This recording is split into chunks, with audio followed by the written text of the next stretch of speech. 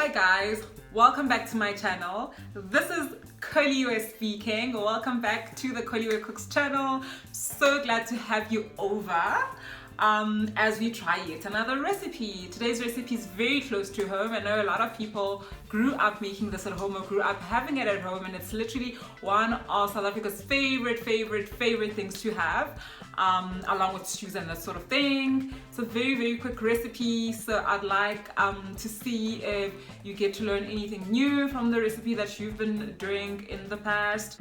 So today I'm cooking steamed bread, our beloved steamed bread. This should be a national dish of some sort, because I can guarantee you, if you have not tried it, you will love it. And as anyone who's tried it will tell you, it is the best thing to come out of South Africa. We love our steamed bread. You know, there are all these fancy breads out there, but nothing compares to a really good steamed bread. And I think this recipe right here is a good one. So prior to this, I've always been an advocate for keeping it simple and traditional, because I mean, if it ain't broke, why fix it? But I have been venturing out to try and make my meals that are always delicious more appealing to the eye, and this is one attempt at doing that, and I think I won. I can honestly say that it definitely ticked all the boxes, looked really good, and it tasted fantastic. Without wasting any more time, guys, let's get into our recipe. Remember to like this video and subscribe.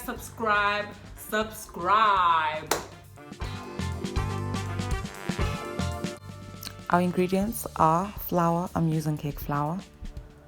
Some corn. I'm using this Mexican style corn, but you can use the normal sweet corn. Yeast is our best friend. Some salt, olive oil, sugar, and some lukewarm water. Start off with our flour. I'm using a cup of flour. You'll see I ended up needing some more because I used too much water. And to that we add about a tablespoon of sugar. As you can see, I'm not measuring that. Honestly, I grew up not measuring any of these things, but I'm trying to make it more precise, because if I'm saying I'm sharing a recipe, I want it to actually be helpful to you. Some salt goes in, and then yeast. So just remember to pour the yeast not on top of the salt, because apparently it makes it doesn't make it react well if it's on top of the salt. So I pour the yeast, but I immediately mix it because I noticed that I had done exactly what I said don't do. So I make a well in the center and I pour my water. That's half a cup of the lukewarm water. Follow that with about a tablespoon of olive oil. Not tablespoon, teaspoon, sorry. So the reason I also use the oil when I'm doing the mixing is I realize that my dough ends up not being as sticky as it would without the oil. So that just helps in the long run with the dough and making it easier to work with. As you can see, this is quite small what I'm making, but this is because I stay alone and I don't like having too much food. As mentioned, I did end up having to use more flour. I would say at the end, I ended up adding an additional half a cup of flour, because I don't like the dough to be too wet. It makes just your life a bit more difficult, honestly, with regards to the mixing, because it becomes really sticky and then you don't get to knead it properly. So yeah, it's very important to have a nice consistency of the dough, as it lends itself to the process.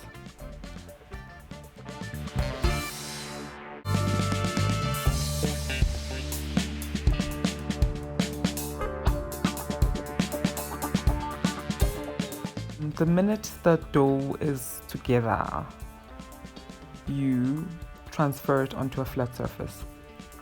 I work so much better in here than I do in a dish or a bowl, and you start working. So you'll see that you need to put your weight in it, and that's the process of kneading right there. There's a bit of a stretch that you do because that also helps you get a nice crumb or texture of the bread. So this is not just so we mix the dough, but it's so that you can have a nice texture of the bread. And that is basically the movement that you made. I've slowed it down so you can see it properly. But yeah, you just take your time with it, don't rush it. You will know when it's ready, and it will literally be one elastic thing, and that's when you know that you've done it. You've activated all the glutens, and yeah, that's where the nice thing about bread comes in.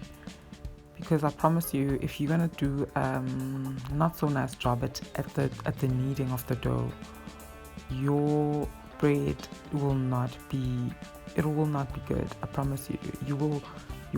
You'll wonder what it is that you did differently because you've used all the ingredients that I mentioned. But this is literally a labor of love, and you just do it.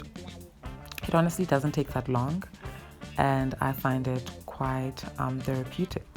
You might not, but you still need to invest the time in it.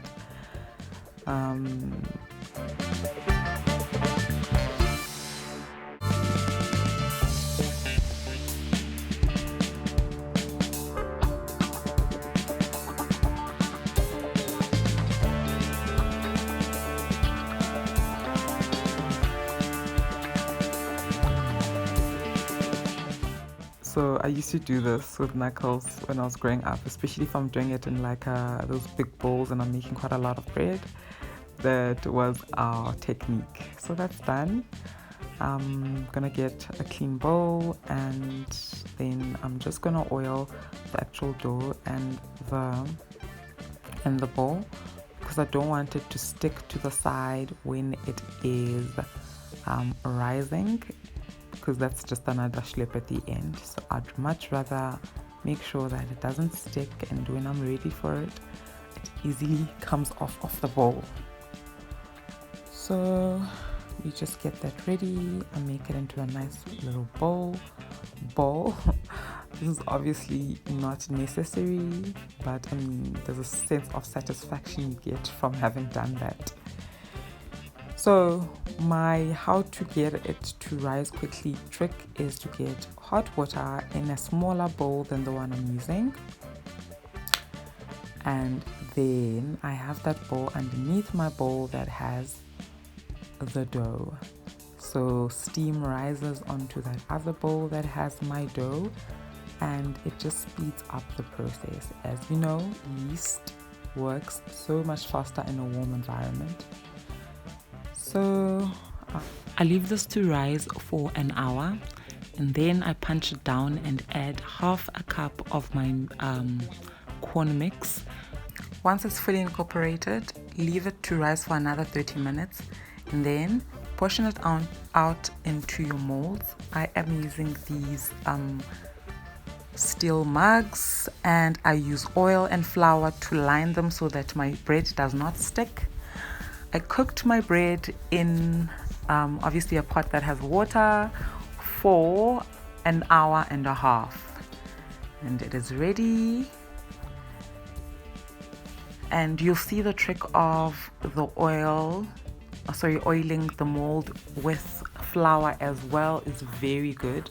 You'll never have anything stick, and there is my bread ready for consumption. I'm very happy with it. The texture was amazing, and the sweet corn was a really good touch. But I really enjoyed it. I mean, I love sweet corn generally, but I really enjoyed it. This is where you realize you need the proper tools in the kitchen, guys. Like, I don't have a bread knife, and now I'm in the ghetto cutting bread with a chef's knife. Wow, I need to do better, but anyway, we move. It cuts. Oh, so this is it, guys. I'm just getting ready to have it. It was really delicious. I hope there's something new you learned from here. Maybe not the entire recipe, but the little tricks that I do to make yours even better. I love the texture, nice and fluffy. I served mine with a beef stew. You can obviously serve with your favorites. Okay guys, that's the end of today's video. Thank you so much again for watching all the way to the end. As always, give my video a thumbs up. I love getting that love from you, and I love seeing your comments. If you have anything to add, something to teach me, I would be glad to get it. Thank you for helping me grow. I really enjoy doing these, and I hope you guys enjoy watching them too. Would really love to get your feedback on what kind of videos I should do more of. Also on which ones I should continue doing that I'm already doing. Remember to subscribe. The notification bell is very important. This way you never miss anything I post. How exciting. Hope you have a lovely weekend.